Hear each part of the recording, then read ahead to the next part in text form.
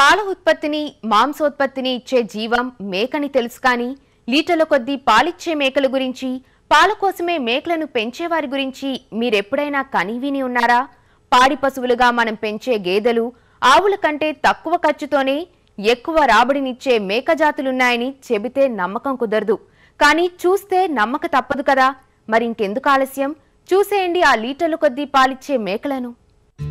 మేకలకు అత్యధిక సంతానోత్పత్తి ఉంటుందని తెలుసుగాని అత్యధిక పాల ఉత్పత్తి ఉంటుందంటే అబ్బురమే. మేకకు కొమ్ములుంటాయి సరే, ఇంత వాడైన బలమైన కొమ్ములున్న మేకలను ఎప్పుడైనా చూశారా?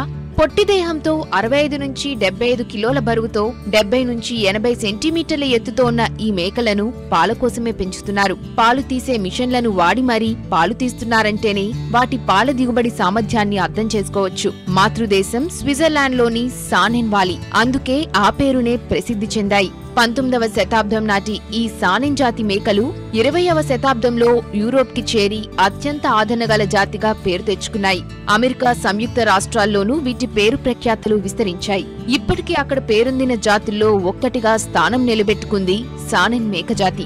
ఏమిటి అంత గొప్ప అంటే, మేకపాలులో ఔషధ గుణాలు మెండుగా ఉన్నాయని, తక్కువ కొవ్వు కలిగి ఉండడం వల్ల ఆరోగ్యపరంగా మేకపాలు ఎంతో శ్రేష్టమైనవిగా చెప్తున్నారు. మనం గేదెపాలనే గాని ఆవు పాలను కూడా అయిష్టంగానే వాడతాం. కానీ ప్రపంచ జనాభాలో 65% వాడేది మేకపాలే. చిక్కగా ఉండటంతో పాటు ఈ పాలలో వెన్న శాతం 2.5 నుంచి 3% ఉంటుంది. అయితే నిల్వ గుణం తక్కువ, తాజాగా ఉపయోగించటానికే పనికివస్తాయి.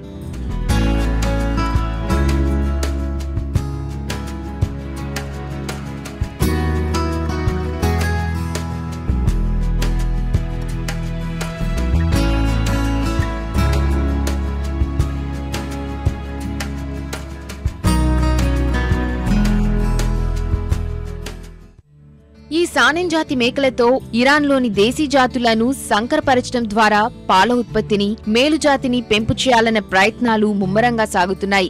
దేశీ పాల అవసరాలను తీర్చుకోవటంతో పాటు ఎగుమతులను అందుకోవాలని ఆ దేశం అభిలాషిస్తోంది.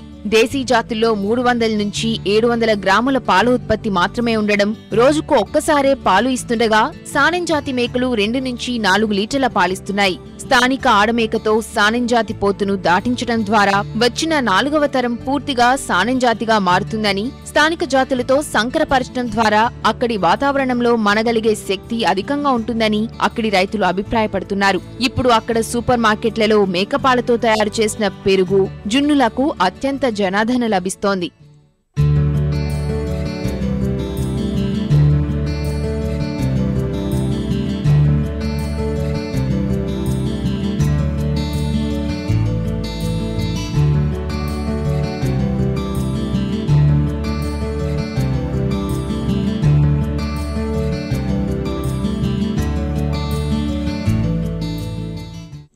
అత్యధిక పాల దిగుబడి సామర్థ్యం గల ఈ మేకలు తెల్లనివి కావటం వల్ల అధిక సూర్యరశ్మిని, అధిక వేడిని తట్టుకోలేవు. కానీ 2 లీటర్ల పాలిచ్చినప్పుడు సగమే లాభమైతే 3 లీటర్ల పాలిచ్చే జీవాలు షెడ్లో ఉన్నప్పుడు 200 లాభం కనపడుతుంది. ఇక 4 లీటర్లు పాలిస్తే అయ్యే ఖర్చు 1 వంతే. పిల్లలను కూడా వీనింగ్ పద్ధతిలో పెంచుతారు. పొదుగు నుంచి నేరుగా పాలను తాగనీయకుండా ఇలా పాల సీసాలతో లెక్కగా పట్టి అమ్మకానికి అధిక పాలు మిగిలేలా చూస్తారు. లేదంటే అత్యధిక సంతానోత్పత్తి గల మేకలను వాణిజ్యపరంగా పెంచినప్పుడు అమ్మకానికి మిగిలే పాలు తగ్గిపోతాయి. పెద్ద పశువుల్లా అత్యధికంగా మేపాల్సిన పని లేదు. తక్కువ మేపుతోనే ఎక్కువ పాల దిగుబడినిస్తాయి కనుకనే మేకల పెంపకం తెలివైన పని అంటున్నారు ఇరాన్ వాళ్ళు. చూస్తున్నారుగా, దానాలు గాని పచ్చిగడ్డి గాని మనం పాడి పశువులకు ఇచ్చినట్టుగానే ఇస్తున్నారు. స్టాల్ ఫీడింగ్ విధానం కనుక తిన్న మేతనంతా కూడా పాల ఉత్పత్తి కోసమే ఖర్చు చేస్తాయి.